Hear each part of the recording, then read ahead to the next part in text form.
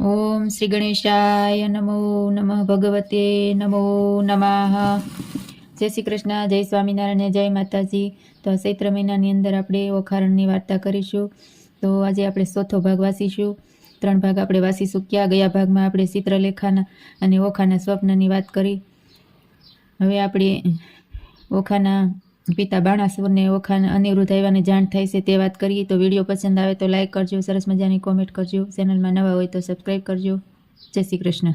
તો આ ભાગમાં આપણે વાંચીશું કે અનિરુદ્ધ આવ્યાની જાણ પ્રધાન કૌભાંડને થઈ જાય છે અને એ વાત બાણાસુરને પણ જાણ થાય છે। તો કૌભાંડ આવી ઓખાને કહે છે કે હવે માળિયાની નીચે ઉતરો।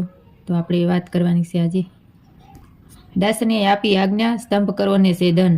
ઓખાએ આંસુડા ઢાળ્યા, ચંપાસે સ્વામી કન્યાએ। જય બેઠા નરનારી બંને વાત વિપરીત કીધી રેસ। છજે ભજે કામકુંવર ઓખા ઉછવે લીધી રે। જોડી જોવા મળ્યા જોધા ટોળેજી। ઓખા લીધે અનિરુદ્ધે ખોળેજી। કંઠે બાહેડી ગ્રહી સેજી બાળાજી। દેખી કૌભાંડને પ્રગટી જવાળાજી। અનિરુદ્ધ આળસ મરડીને નિસરા રે। ઓખાએ સહાયે હાથ, પ્રીતમ વઢવા નહીં દૌરે। મારા મદન મનોહર નાથ રે। ઓખા કહે કંથ એમ ન કીજે બળિયા, શું વળતા બીજેજી। એ ઘણા તમો એક જાતે, સેના મોકલી મારા તાતે। દૈત્યને વાહનને તમે પાળા નાથજી। તમે ઠાલા માલા એને ટોપ કરો ને બખ્તર, તમારે અંગે સોહે પિતાંબર। જતને સાંગ બાણ બહુ ભાલા, એ કઠણ તમે સુવાળા રે। એ તો મદોમંત બહુ બળિયા, તમે સુ કોમળ પાતળિયા। સ્વામી પછી અસુરને ભેદો, પેલા મસ્તક મારું સેદો। તમને દેખીને હું મોહ યુદ્ધ કરીને કેમ જોઉં। પ્રભુ પ્રાણ કંપે છે મારા, મોવા દૈત્ય કરે છે હોકારા। ધન ગાજે કેસરી દે ફાળ, ન ઉછળે તો જાણજો શિયાળ। ક્ષત્રિ નાશે દેખીને દળ, ન હોય પુરુષ જાણજો વ્યધળ। એમ કહીને ઓખા અળગી કીધી રે, ભળ ગાજ્યો ને ભોગળ લીધો રે। અને સુર સેના પર કોપ્યો રે, સજે થકી ટેકીને પડ્યો રે। જેમ ગ્રાહ પેસે બહુ જળમાં રે, તેમ અનિરુદ્ધ પેઠો દળમાં રે। જેમ ઈંદુ પેસે વાદળમાં, તેમ અનિરુદ્ધ ધાયો બળમાં રે। કૌભાંડે સેનાને પેરી, જાદવ જેદ્રો લીધો ઘેરી। ગજુરમાં લઘુ કેસરી રે, બહુ વીટી વળાશે વેરી રે। મુંગઠ મંત્રીને શરણે ધરો રે, તો મૃત્યુ થકી ઉગરો રે।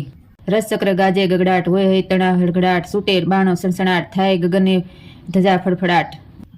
થાય દંદુભિયા ગગડાટ, થાય ખાડા તણા ખખડાટ। હાક્યા હસ્તી દે હલકાર, થાય ઘડુક થતા સળસળાટ। મત્ર અગ્નિના ઘુઘવાટ બોલે, બાણ તણા સુસવાટ બોલે। રથચક્ર ગાજે ગગડાટ, હી અવ દાનવનો વાળ્યો દાટ। અનિરુદ્ધ મુકાવે વાટ, કોઈને ઝીક્યા ઝાલીને કેસ। કોઈને ઉડાડ્યા પગની ઠેસ, થયું બાણાસુરને જાણ। એક પુરુષે વાળ્યો ઘાણ, અસુર સેના ચઢ્યો ક્રોધ। સજ્જા કો સાધુસ્તે ટાય, આવી સેના અસુરની અનિરુદ્ધ લીધો આ ઘેરી રે।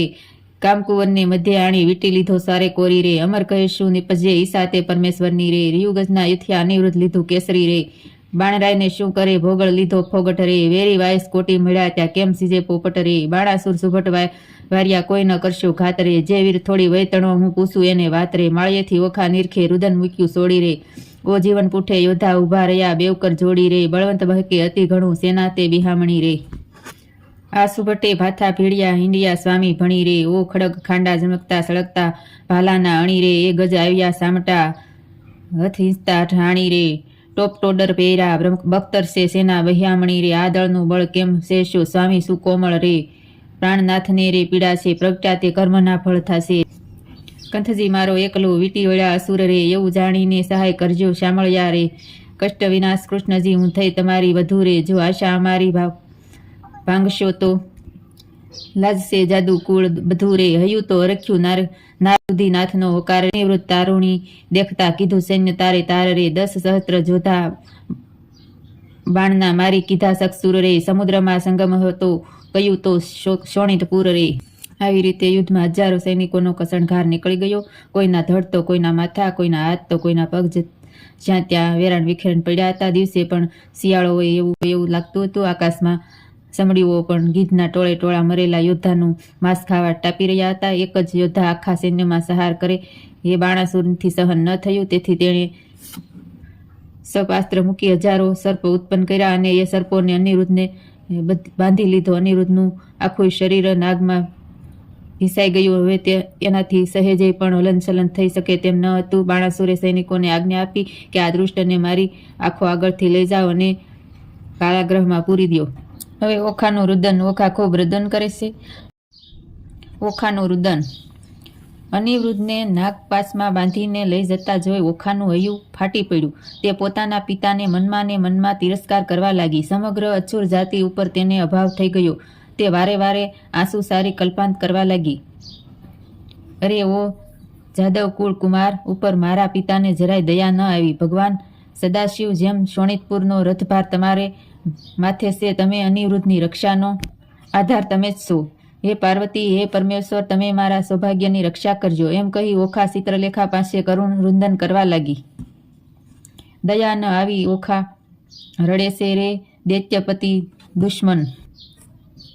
વકર બાંધી બ્રિજવર સાથે વેર વધાર્યું સત્ય. પાતળિયા પંકજ પિયુજીને નાગપાસન બંધ બાંધી લીધા બળ કરીને કોમળ રૂપ મદન. તાજો રે ધરણીધર શ્રીધર આપતા પાયે નાથ. ભેદ વાર લાગે લક્ષ્મીધર તને તો થશે મહા ઉત્પાત. કમળમુખ શ્રમની સુકાયું કન્યા કર્યા કંદ. આજ એમથી આંસુડે ચાલે જાણે મારા પ્રાણ. રૂપ અને ગુણવંતો સ્વામી સત્ય કહું છું પ્રાણ. तात ઠાકોર દયા નહીં હૃદયે કોમળ મારો કંથ. પ્રહાર કરીને બાંધી રે લીધો શ્રી હરિ વેગળે પંથ. પિતા પિયુજીને વેરી રે દેખે પર ભવે બહુ પેર.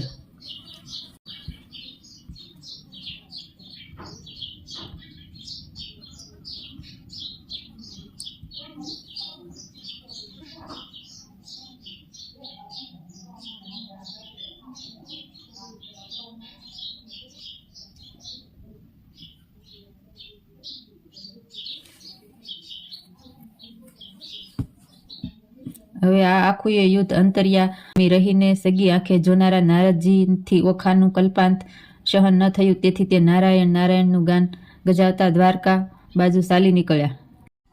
દ્વારકામાં ચોમાસાના ચાતુર્માસ વીતી ગયા હતા, પરંતુ અનિરુદ્ધ કોઈને સાંભળી આવ્યો નહીં. શ્રી કૃષ્ણના વિશાળ કુટુંબમાં સૌ કોઈને લાગ્યું કે આ મહેલમાં નહીં તો બીજા મહેલમાં હશે. તેથી તેની કોઈને ચિંતા ન હતી. પરંતુ આજે દેવ ઉઠી એકાદશીનો મહોત્સવ હોવાથી એકાએક અનિરુદ્ધ સાંભળી આવ્યો.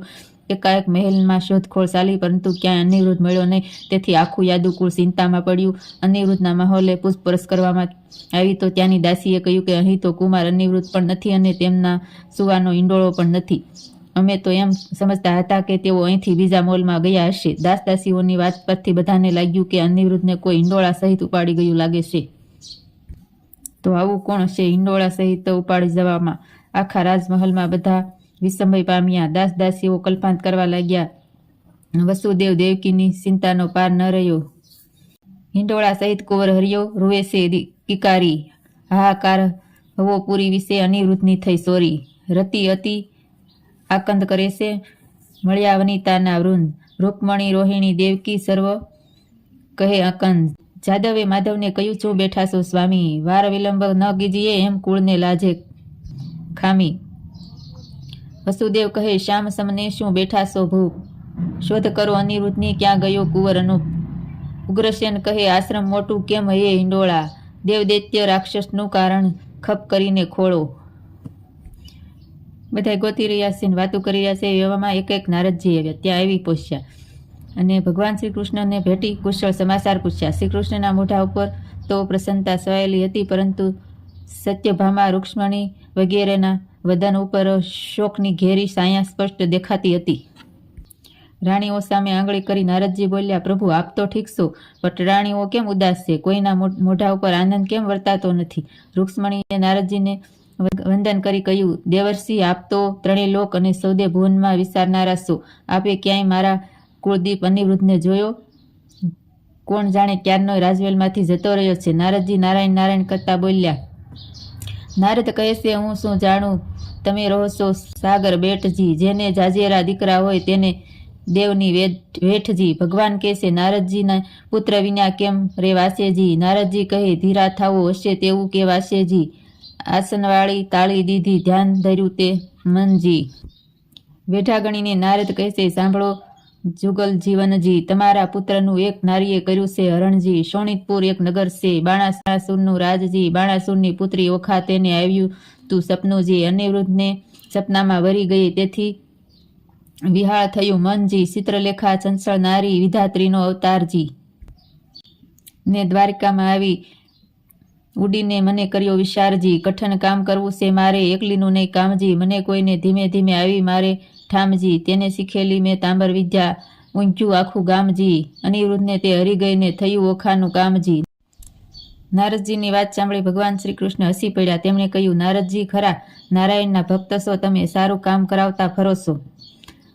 નારદ કહે, કૃષ્ણને મેં નથી કર્યો અન્યાયજી, જોયા પછી જાણજો કેવી ફૂટડી છે કન્યાજી. પ્રભુ, મેં કશું ખોટું કર્યું નથી, પરંતુ એ દાનવ બાણાસુર અત્યારે અનિરુદ્ધને ત્રાસ આપી રહ્યો છે.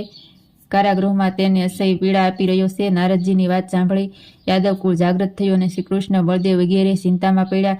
દેવી રૂક્ષ્મણી આંસુ સારવા લાગ્યા. પ્રભુમન અને રતિનું જાણે કાળજું કપાઈ ગયું. દ્વારકા નગરમાં ખળભળાટ મચી ગયો. શ્રી કૃષ્ણ, બળદેવ અને તેમના સૈન્ય પ્રમુખ યાદવ યોદ્ધાએ પ્રઘુમન, સત્યથકી, ગજ, ચાંગ, ચારણ, નંદ, ઉપનંદ અને ભદ્ર વગેરેને સમગ્ર યાદવ સૈન્યને શસ્ત્રોથી સજ્જ કર્યું અને અભિમાની બાણાસુરની રાજધાની શોણિતપુર પ્રતિ શ્રી કૃષ્ણ અને બળદેવ પ્રયાણ કર્યું.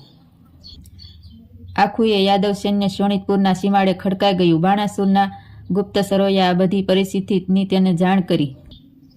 બાણાસુરે તત્કાલ પોતાના મહામત કૌભાંડને બોલાવ્યો અને આવી પડેલા યુદ્ધને વીરતાપૂર્વક લડી લેવા જણાવ્યું. કૌભાંડે તુરત અસુર સેનાપતિ કૃષ્કર્ણને બોલાવ્યો અને અસુર દળ સજ્જ કરવા આદેશ આપ્યો.